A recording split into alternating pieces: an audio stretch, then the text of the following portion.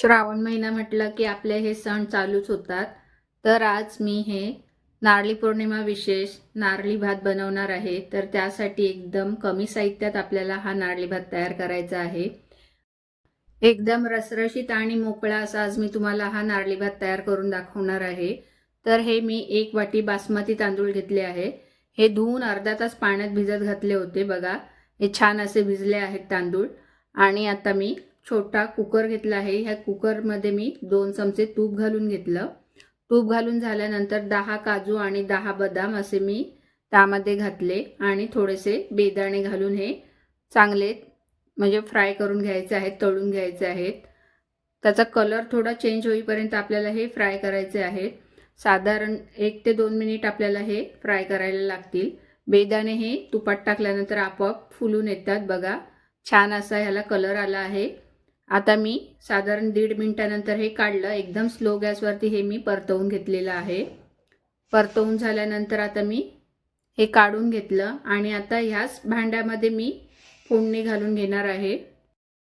आता मी 1 चमचा भरून जिरे, 3 अख्ख्या वेलच्या आणि 4 ते 5 लवंगा घालून जिरे तडतडेपर्यंत मी हे गॅसवरती ठेवलं आणि नंतर त्यामध्ये चांगलं आपलं जिरं तडतडलं की जे तांदूळ धुवून घेतले होते त्यातलं पाणी सर्व निथळवून टाकलं आणि तांदूळ घालून घेतले आणि ते परतवून घ्यायचे आहे. साधारण मिनिटभर आपल्याला तुपामध्ये तांदूळ छान असे परतले की जे गूळ घेतलं होतं ते घालून घेतलं.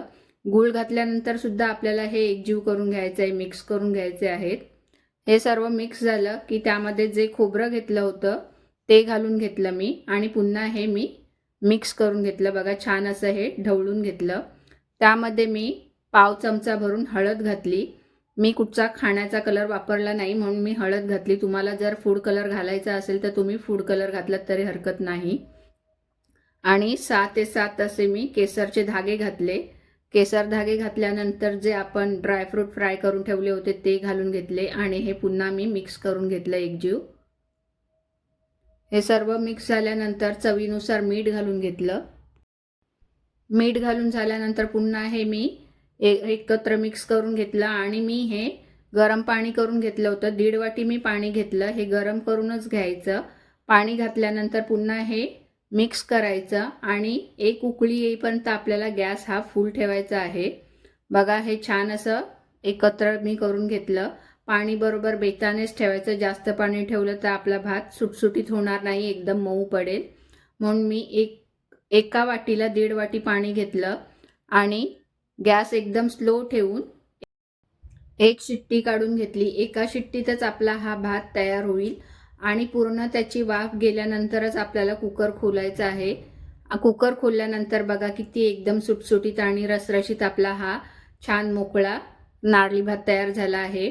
एकदम छान सुवासिक असा आपला हा नारळी भात तयार होतो आणि बेतानेच मी गूळ टाकलाय त्यामुळे हा जास्त सुद्धा गोड झालेला नाहीये. तुम्हाला जर गोड पाहिजे असेल तर तुम्ही वाटीभर गूळ घेतला तरी चालेल.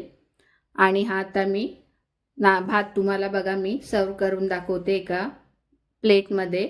तर एका वाटीमध्ये मी असा हा गच्च असा भरून घेतला आणि ह्या डिशमध्ये काढला. बघा किती छान असा कलर आला आणि एकदम सुटसुटीत मोकळा आपला नारळी भात तयार आहे. बघा